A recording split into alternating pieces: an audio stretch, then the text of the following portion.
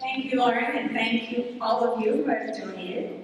I'm going to start, and that's just because I may cut the questions I prepared a little bit short to give you an opportunity for me to ask more questions that you write on cards.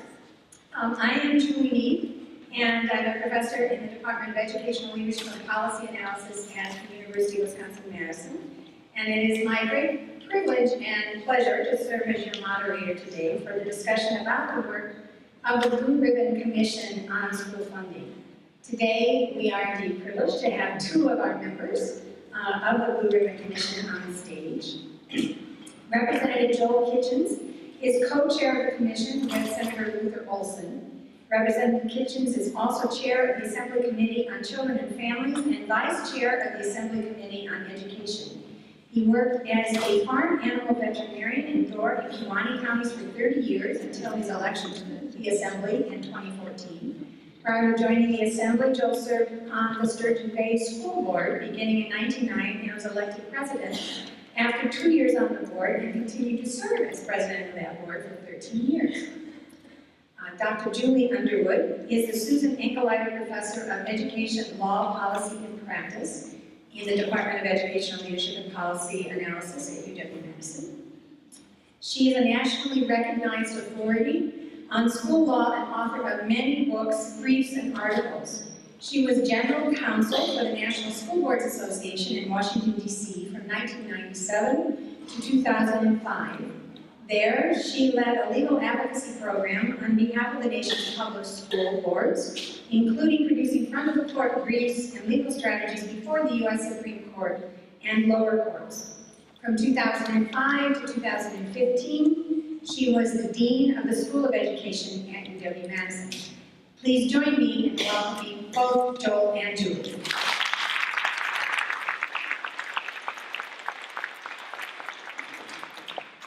Before we get started, let me just take a minute to tell you about the Blue Ribbon Commission on the School Funding, for those who may not be familiar with it. The commission was formed in December of 2017, created by the leaders of the Wisconsin State Legislature. It is the first ever legislative commission. The commission's charge is to examine how tax dollars are distributed to schools and make recommendations to better meet the needs of students across Wisconsin.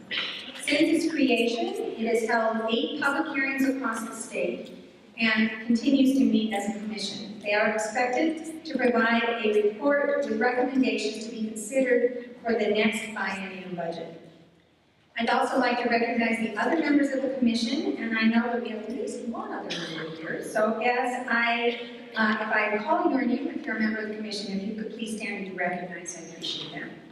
As I mentioned, we have the co-chair is Senator Luther Olson. Other members are Senator Albert Darling, Senator Howard Marklein, Senator Kathleen Beinhunt, Representative Corey Horlacher, Representative Romaine Quinn, Representative Sandy Pope, Representative Jason Field, Ted Nitschke, the CEO of CISA 6, Michelle Langenfeld, Superintendent of Green Bay Area Public Schools, Johnny Bergen, Administrator for Grantsburg School District, Dan Rossmiller, Director of Business Operations for the Wisconsin Association of School Boards, Lori Zacher, the Director of Business Operations for Mesmer Catholic Schools, and Bill Hughes, the Chief Academic Officer for Seton Catholic Schools. Just a word about process. I have prepared a series of questions which I have shared with both Joel and Julie, and they will alternate giving responses. You should have received some cards if you're interested in asking your own question. We will collect those, and I will endeavor to ask as many of those questions as time permits. So with that, let's get started. So, as you heard me say earlier, the Commission held 8 public hearings where the committee heard testimony and gathered information. Powerful and moving testimony was delivered by hundreds of parents, teachers, and school and district leaders at those hearings. These stories made clear that the financial struggles of our schools have a direct negative impact on our children and our communities.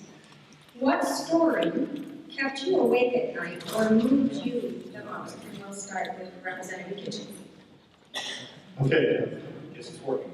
Well, first of all, thank you for inviting me here today. Yeah, of course. Happy to do this. I was here last year as well. You know, as we heard the stories from all the districts, I think that there was a lot of consistency across the state. And I think one thing, first off, to point out is that our schools in Wisconsin, despite these troubles, are still doing very, very well. Even when we had someone come in at the end that was sort of a national expert on all the policies of all the states, and they didn't like our funding formula. They said that was a D, but they still said we got an A as far as results. So, I mean, that's one thing to remember is that our kids are doing very well. So, as far as hearing stories about individual children that were really suffering, I don't think we've heard a lot of that. We certainly heard from a lot of people from the schools and the different sacrifices that the school districts were having to deal with. You know, I think for me, as far as what kept me awake at night, I think the testimony in Milwaukee from Dr. Driver, who was the superintendent of Milwaukee, as well as a couple of her, the officials from the Milwaukee schools, it's just the statistics down there and the struggles that they're facing in Milwaukee. I think that keeps me awake at night because that's something we have to deal with. And I know we're going to, one of the questions later is going to deal with the gap that we have in Wisconsin. But I think that was the part that worried me the most. You know, what we do for other schools around the state, it's tough to come up with uniform rules across the state that are going to be fair for everybody. And Milwaukee clearly, I think, needs some special attention. And I guess that was the one that stood out for me. Thanks.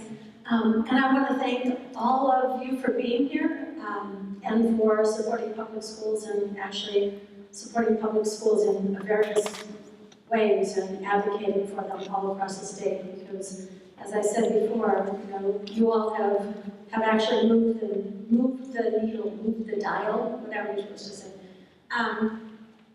And I think that it was because of your action that we actually saw a lot of people testifying at the budget hearings. And then I think that part of the reason that we have the Blue Ribbon Commission is because of your testimony at the budget hearings. And then people came forward to testify at the Blue Ribbon Commission. And I've got to say there was lots of moving testimony. There was, well, both at the Joint Finance Committee hearings and at the Blue Ribbon Commissions, I was moved in each one of those to tears at least once. In every single one of those. And you know, it's not very often that you say that you're moved to tears by public testimony, but the stories that we heard were moving. People were so honest and sincere about the needs of their community and the hopes of their community and their hopes for their school. I was moved to tears at least once. They were all captured on Wisconsin Eye, and I would encourage you to go take a look at them. I know you don't want to listen to how many hours of testimony, countless, lots and lots of hours of testimony, and we hope to have, you know, kind of a best of highlight reel put together so that you could see some of the testimony that is important. But I'll tell you two things. One, we heard a story from a special ed student in the Milwaukee area who came and testified himself, a young man of middle school age, and his courage in standing in front of all of those adults and all of those people, because the room was really, I don't know, how many of you, lots of you went to, how many of you actually went to hearings? Like, do you remember how many people were in Milwaukee? There were lots of people in Milwaukee, and this young man stood up, and he stood up to say thank you. He stood up, now I'm going to get choked up again. He stood up to express his gratitude to public educators for making sure that he had a strong education and to assure his future. And his bottom line was, if you all wouldn't have taken care of me, no one else would have.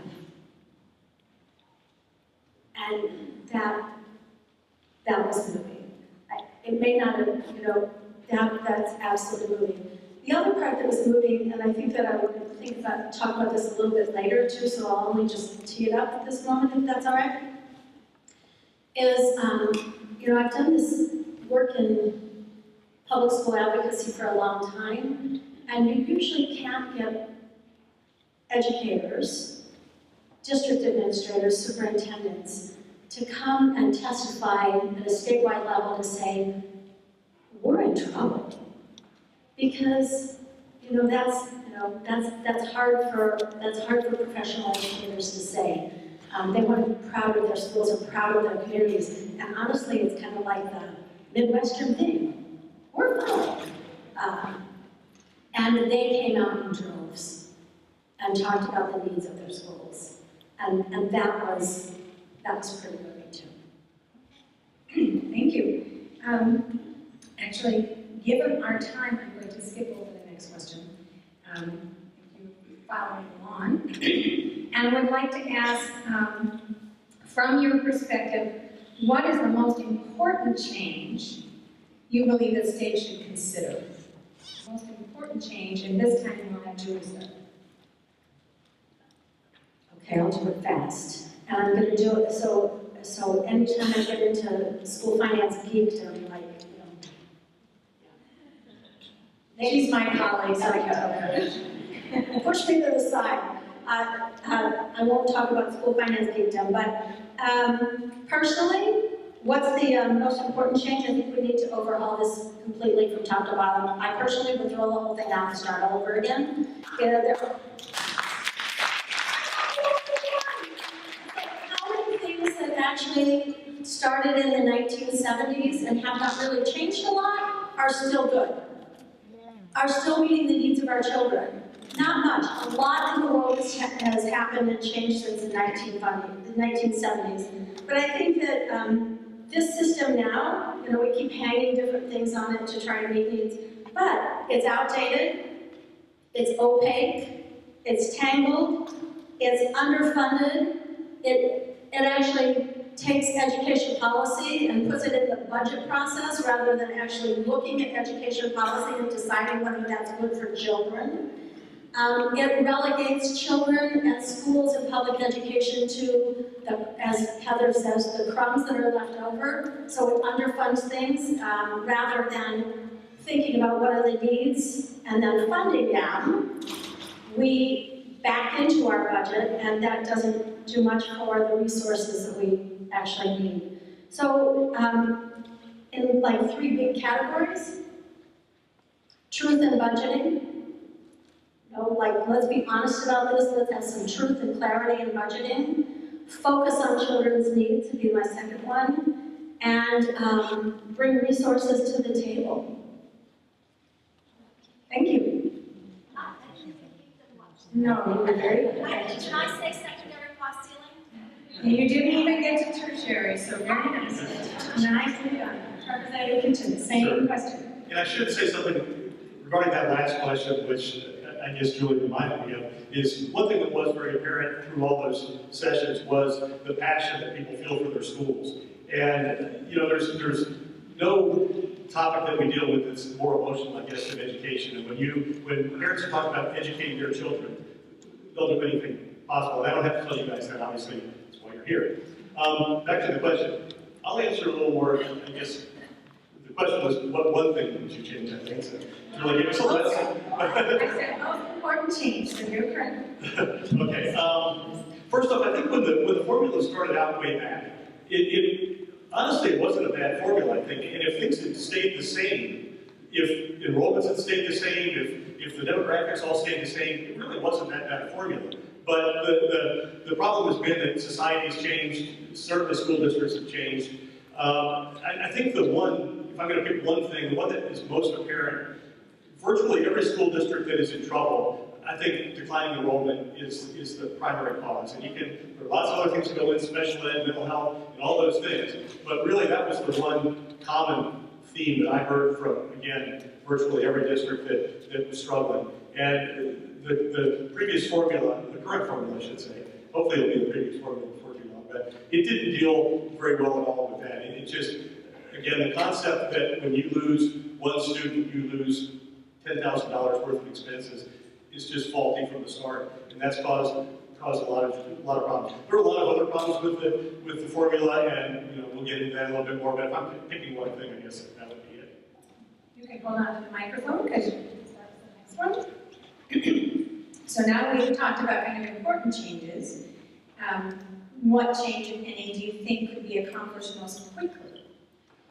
Yeah, I expect the commission to deal with lots of things with education, not just the formula itself. The formula itself is going to take a little while because assuming we can make these big changes in the next budget, it will be at least the following year before we can do that. And I'm confident that we already made some changes. Whether we can overhaul the whole thing, how big those changes will be, I don't know, but I'm confident we're going to make some changes. But I think there are some smaller things that we will attack immediately. I think, for instance, the problems we have right now with substitute teachers, with the lack of substitute teachers, and the current rules where teachers can't come back right away, where they can only work so many days a year, those kinds of things. I think that's one of the things we will address, and I would expect things like that, and some of the smaller things, that we can get those done hopefully immediately. But the formula itself, I think, will be the following year before those changes go into effect. Thank you. Julie? Oh, you can't be serious, just one. Yeah, just one. Pick one. Which one do you think could happen most quickly? Well, can happen, then I can do two. But the one that I think is that would help us if we did most quickly, and you could fix, is to change the revenue limits to adapt to students' needs, to cost of living, and to inflation. I mean, that is a fix. I'm not the only one, right? I'm not the only one who likes that one. But I think another one that I think could happen, and needs to happen and would help districts and schools across the state would be to increase the reimbursement for special education.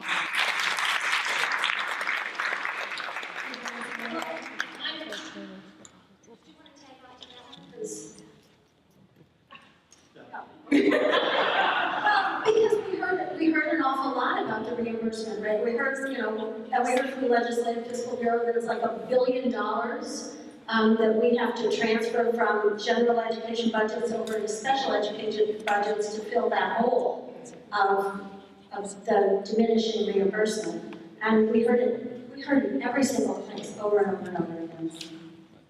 Thank you.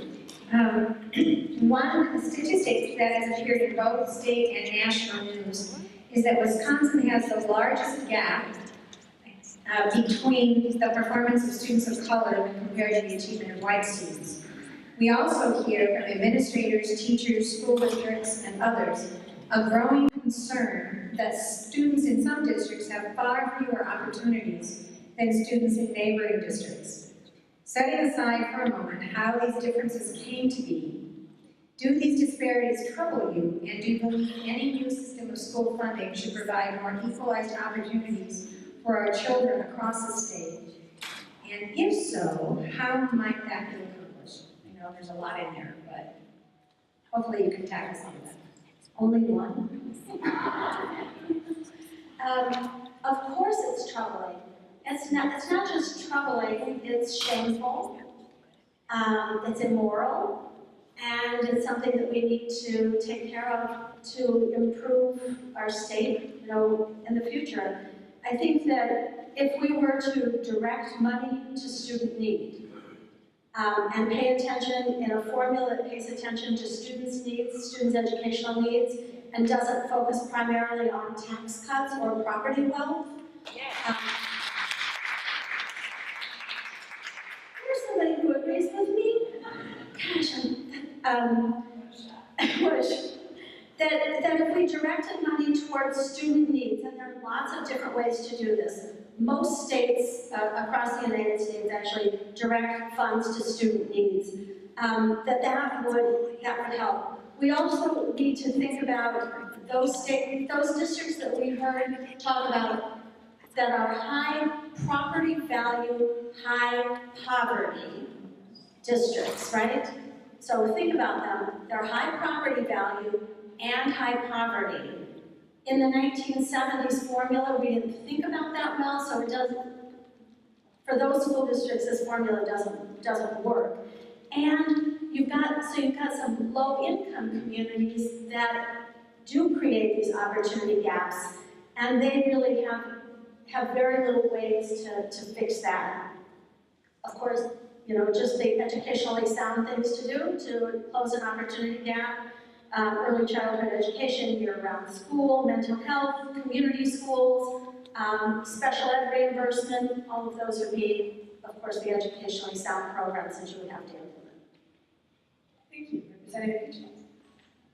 Okay, I'll go real quickly back to that last question again. You didn't offer it at the time, but I guess I was being more political as far as what can happen quickly, and I know I'm in politics, I guess Julie is not, but as far as what can happen quickly, special ed and all of that will be part of this, but I don't see that. That'll be part of it. If we can redo the formula, that'll probably take effect a year later. So anyway, as far as this question, I think the question asks that we don't look at the cause of the gap that we have. The gap that we have in Wisconsin is horrible. I mean, our white students are among the best in the country, but our blacks do very, very poorly. And the Hispanics don't do a whole lot better. Yeah, and the lung, yeah, that's correct. So, actually our lungs though, yeah, anyway, but I don't think we can really ignore the root cause of that. I agree completely with Julie as far as, I think that the new formula we have to do a better job with special ed, with mental health, and addressing those needs that those kids come to school with. But I think that that's only putting Band-Aids on it if we don't address the problem, first of all, with our economy. I think, at one time, not that long ago, Wisconsin had one of the narrowest gaps in the country. But as the economy in Milwaukee, as the old Rust Belt businesses left and that kind of thing, and the family supporting jobs left, we've been stuck with all these social problems. I mean, that's the direct cause of that. So I think we can't look at this in a silo. We have to look at the total picture. And I think that we really have to reach these students at a younger age if we want them to succeed when they get to school. If you look at all the data with brain development and all that, if we're not seeing them until they're 4 years old, we're too late in many cases, I think, to have them really reach achieve the success that they should achieve. So, one of the things I want to look at, and the speaker, his instructions to me when we started this was to be big and bold. And I know he would like to see us do more, maybe it'll start as a pilot program, but in some of in those schools that really struggle like that, to have much earlier starting days of school, maybe work with Head Start and Early Start. Year-round school is probably, we need to expand that. I think that if these kids are going home and not having any stimulation for the entire summer, they've lost so much of what they learned the year before. So I think we have to look at this sort of holistically and not just what Band-Aids are going to put on the problems once they get to school. Thank you. There was a time when public education was considered a nonpartisan or bipartisan issue. In various news reports, we heard individuals from both parties lament that education policy seems to have become more and more partisan and more contentious. WPEN is a nonpartisan organization that champions public education. I don't think you could be here without missing that message. How can this organization or its members individually help the commission or help the legislature to educate voters about the issue of education funding in a way that isn't partisan? Yeah, I certainly agree that education is one of the most partisan issues we deal with. I honestly feel like I'm one of the least partisan people in the Capitol, although the franchise is not a very high bar.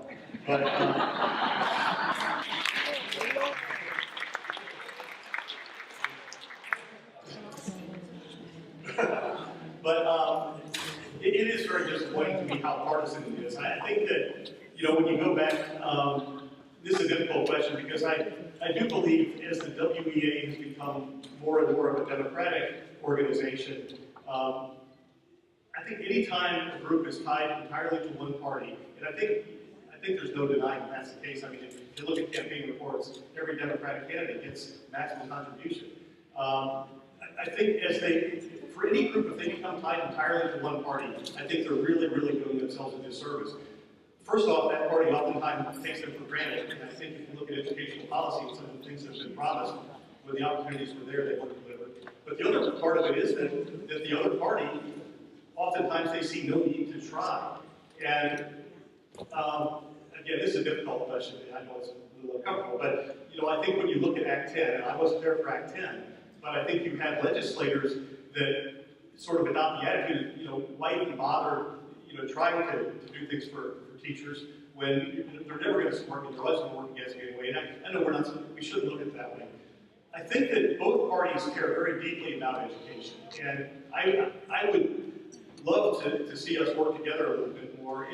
But right now, and I know the wounds are still there from Act 10, but I would welcome the opportunity to work with WPEN and try to find some common ground, because right now, to be honest, they have never contacted me. And so I think if we could bring the two sides together a little bit, I would welcome that opportunity, because it's way too partisan. And right now, there's sort of that thing that if you don't agree with my way of fixing the problem, then you don't care about education. And that's not the way it should be. We should be able to have honest discussion.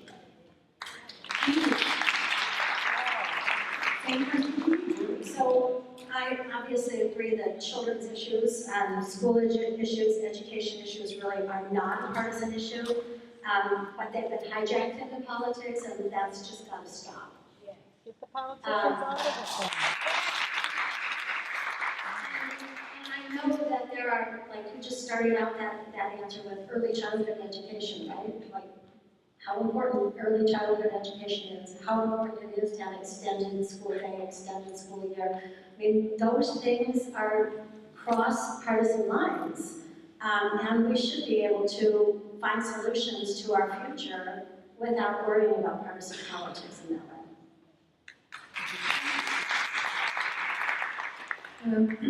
When do you think the commission will finish its work, and what happens next? Particularly, will we likely see one large bill that changes the system, or a series of smaller bills that tackle parts of the funding issue? Okay, here's the plan. We finished up the public hearings. In the next few weeks, Luther Olson and I are going to sit down with every member of the commission for as long as it takes, and hear what their priorities are, what their ideas are. And I think in that way, rather than have one group meeting, we'll make sure that we hear from every individual that was on there what their ideas are on. After that, we will begin compiling them. We will also have legislative counsel who, as well as the fiscal bureau, that deal with writing the laws and giving us the financial analysis.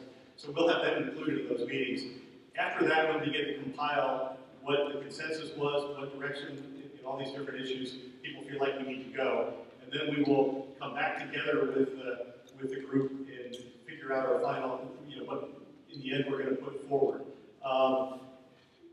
We are deliberately waiting until after the election before we release the results. And I know that Heather from your group, and by the way, she came to every single hearing. It was not very good.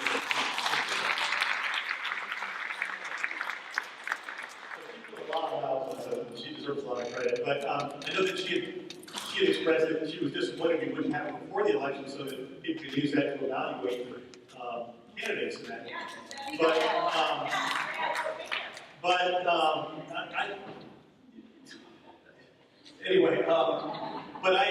Knowing the politics of it, I think that would, honestly, would be a big mistake, because anything we put out right now, tomorrow morning, the report will be full of people criticizing it, just trying to score political points by not giving it really a fair chance. So I think it's much better for us to come out after that, when we can at least have a decent shot at making this a nonpartisan issue.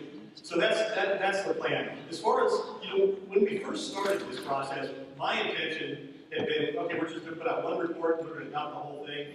I think in my discussions with Senator Olson, I think we've reached the conclusion that we will be better off putting out a lot of it in separate bills. I'm just afraid if we put it out as one big thing, that it's going to be way too easy for people to pick out one thing that they don't like about it and then reject the whole thing. So I think that if we do it this way, and it will be a series of bills, then I think that we will, I feel very, very confident that we will get some significant changes done. Senator Olson, I think he and I differ a little bit, that he just feels like, well, we're going to put out the very best product we can. If they don't like it, well, we did what we could. I'm I'm willing to work, but I want to make sure it passes. I don't want to just put something out that's going to, sit on the bookshelf so we can say to I also could hold them up if I could have some of the conference helpers go and collect those cards. Then after this question, we'll turn to your questions for the remainder of the time. Okay, so you had a series of public hearings. Your work now is your collective work to write your report and to put together your recommendations. Each of you, I'm sure, as you were tapped to co-chair the commission, and you were tapped to be a member of the commission. And I'm certain that as you joined the commission, you had some probably idea of what was going to happen and what was going to unfold as the commission began its work. I'm asking at this point, were there any surprises? Did you have any surprises, either in what you heard or in just how the commission's work has unfolded so far? I'll go back to the being pleasantly surprised, although it's horrible to use that pleasantly surprised. I've appreciated all of the school administrators who came out to support their districts with real honest testimony about the problems that we have across the state of Wisconsin. Because as I said before, that's a really hard thing for administrators to do. They don't want to betray their school board. They don't want to betray their community. They're worried about families who might think that if they aren't the best cheerleader for their school, that family may open enroll to another district. So that's a very hard thing for them to do, and I think we should all appreciate that. The fact that people came out in such significant numbers and told those stories about their communities. I mean, the testimony from Kettle Moraine, the testimony from in Turtle Lake, lots of places, just tells me that the financial pain and the high needs that we have across the state are now at a point that they have no choice. And they're at a point where it's kind of shared by everybody, so there's not as much fear that if I say that my school district isn't perfect, that my neighbor won't take advantage of that. There's kind of a consensus of pain that's going on, and it surprised me to actually see so many administrators out. I think what was perhaps surprising was that the commonality, I guess, that all the school districts had across the state, and we were in every corner of the state, but how the issues, for the most part, that they were feeling in northwest Wisconsin were the same ones they were feeling in southeast Wisconsin.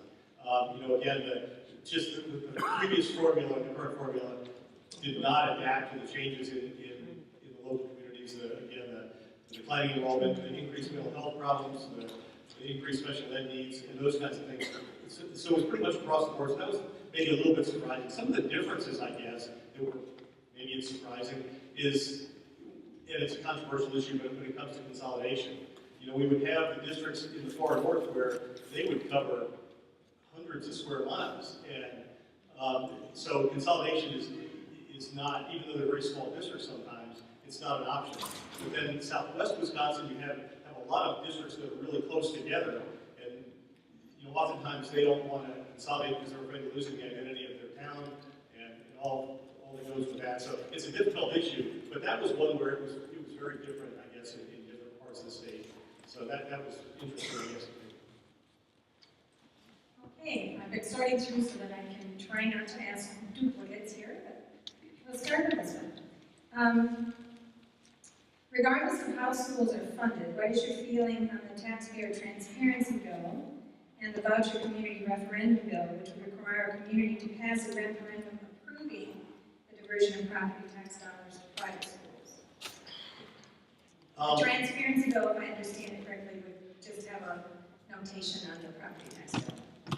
Yeah, I'm all for transparency, and I want our, one of the goals of this of our rewriting the formula is that it's more transparent and more easily understood. I mean, it's very challenging for school districts to have to go to referendum when people don't understand at all the school system. They don't understand why our district needs a referendum and one next door doesn't. So we want to make it more transparent, more, again, easier to understand. The voucher transparency, the issue that I have with that, and I have sort of mixed feelings, I certainly want people to understand that, but what that doesn't take into account, for instance, in Milwaukee, where so many kids go to voucher schools, you can't put that down as just an expense, because if those kids worked in the voucher school, the vast majority of them would be in a public school. So it's not like this is an added expense in many cases. So I think that that's a little misleading to put it in, frame it in that way. Let's let him finish, please.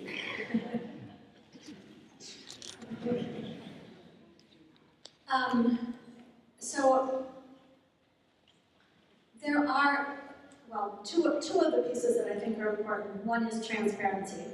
And I think that, open transparency, that transparent kind of budgeting that people can understand and it's clear, makes sense to me, and that's kind of the answer there. I believe that we should, as communities, we should be able to see where money is being spent. I believe that the voucher programs should have been dealt with as an up or down vote, rather than being part of the budget bill. That's part of the transparency of it. Let's do education policy as education policy, don't hide it in a budget bill.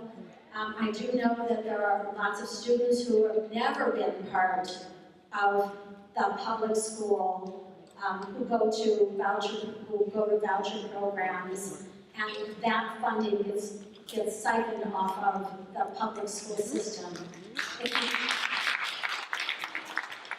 I believe that if the legislature really wants to fund private schools in addition, if they want to fund a separate school system, publicly funded school system, that they should have a separate budget item.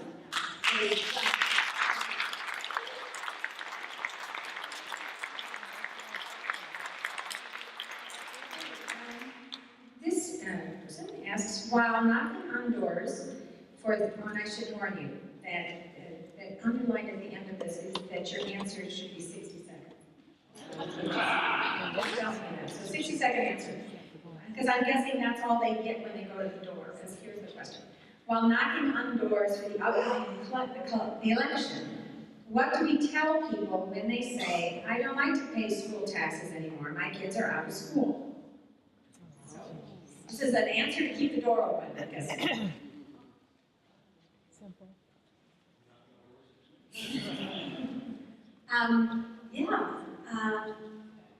Anybody who thinks that they shouldn't be paying taxes because they don't have students in school, children in school, forgets that the children that are being educated are part of their community and part of their future and part of their workforce, and that's part of the common good, to support all of our children for our future.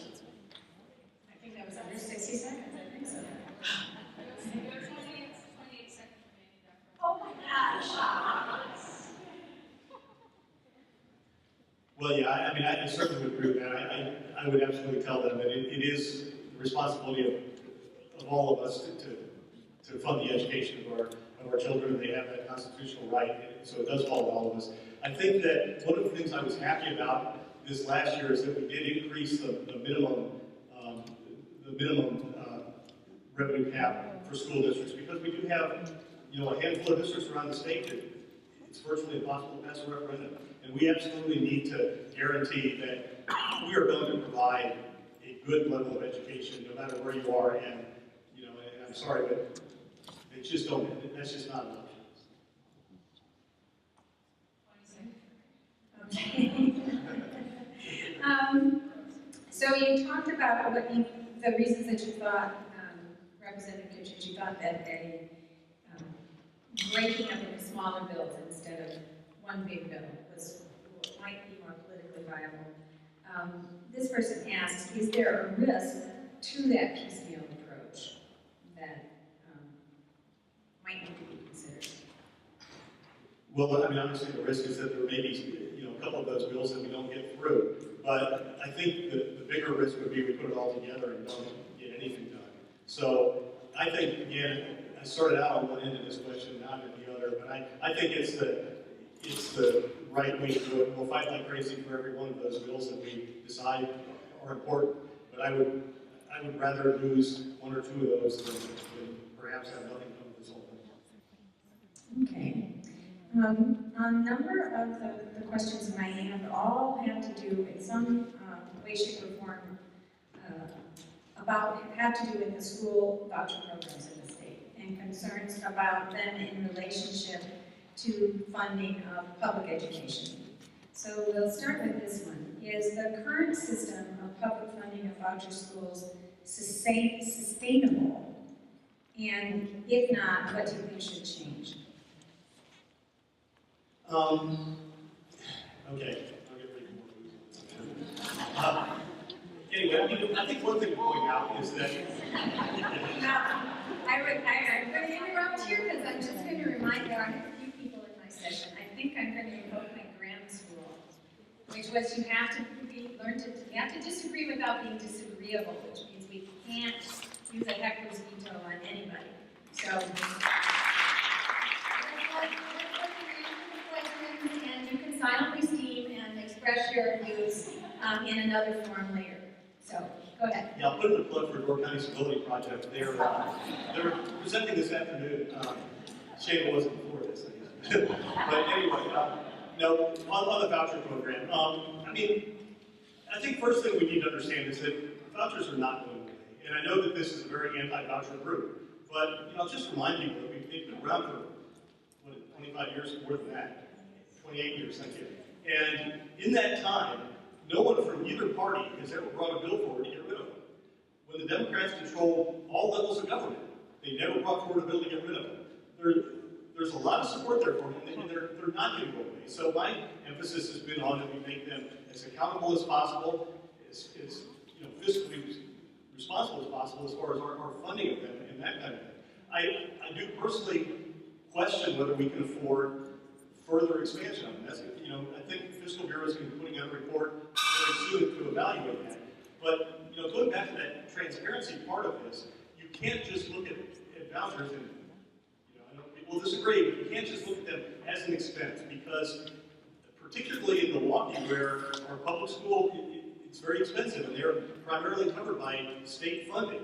It actually is cheaper for those kids that go to the voucher schools. So you can't just look at it and say, that's an extra expense, because in those areas Milwaukee and Racine, those kids would be going, overwhelmingly, they would be going to public schools if we shut off the voucher program. So, again, I'm going to keep looking at it as far as whether it's sustainable and all of that kind of thing.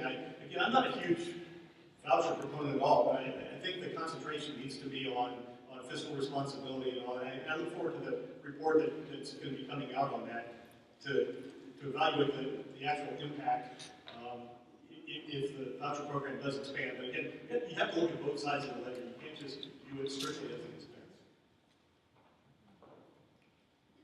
I'm trying to think about where I want to start.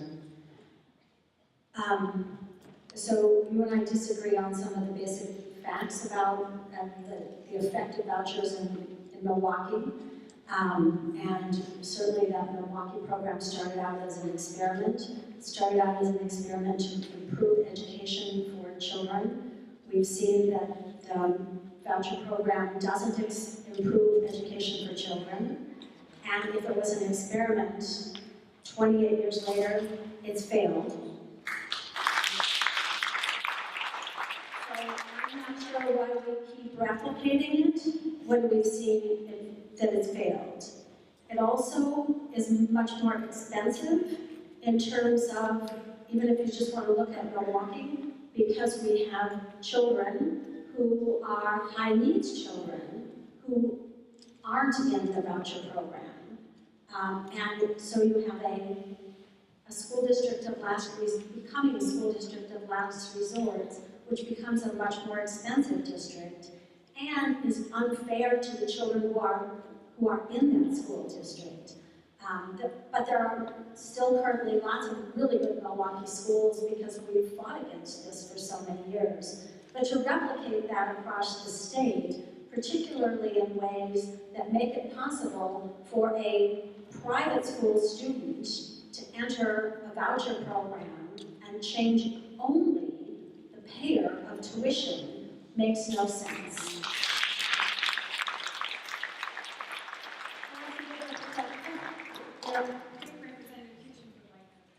But so if you keep adding numbers of children who are going into the voucher program, and they're just additional children, it's just a math issue. It's not sustainable. Just as a math issue, you keep adding more children who were private school children before and paying their tuition without increasing the kind of funding that you need. It's going to exhaust the current supply of funds unless you fund it in a different way. I'd like to add a couple things to that, I guess. First off, again, I'm not a big proponent of unlimited expansion across the state. I do think that I definitely do not want vouchers to negatively impact our public schools. And I think that too often as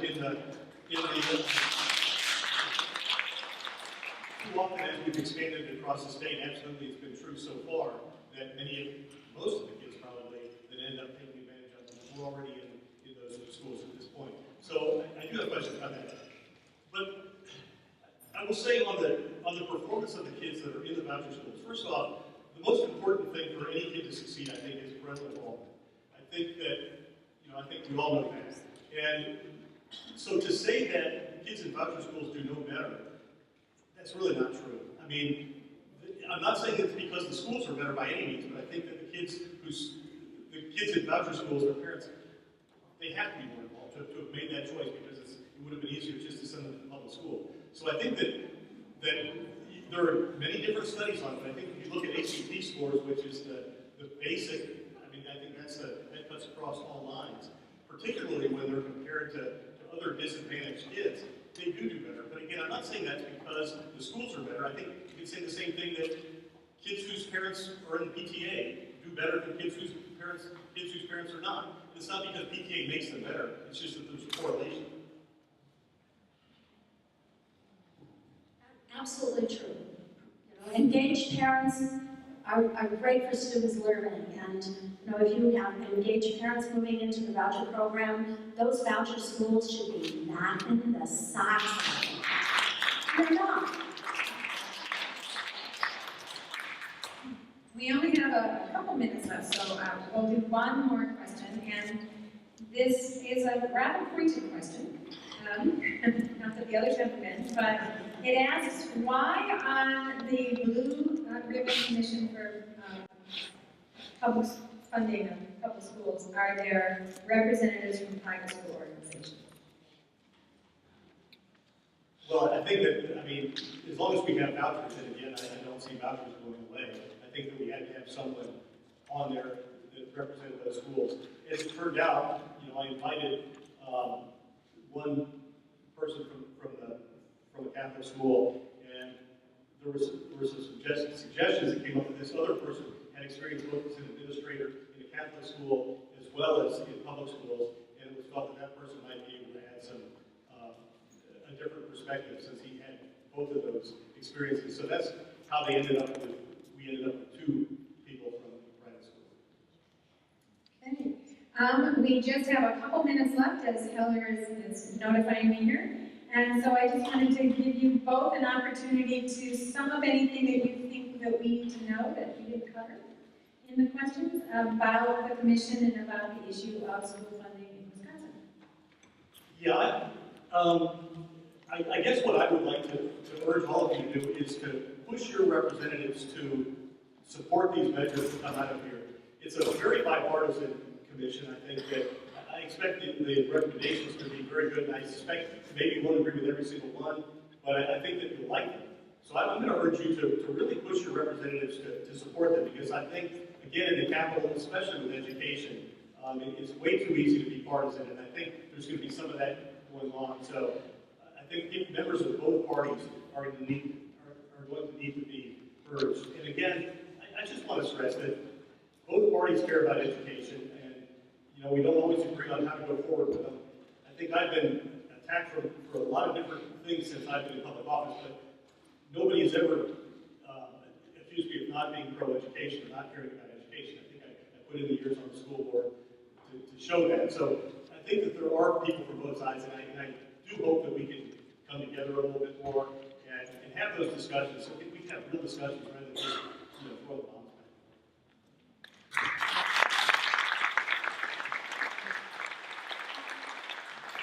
I want to have a very nonpartisan answer. A very nonpartisan, two-word answer. Vote public. Thank you very much.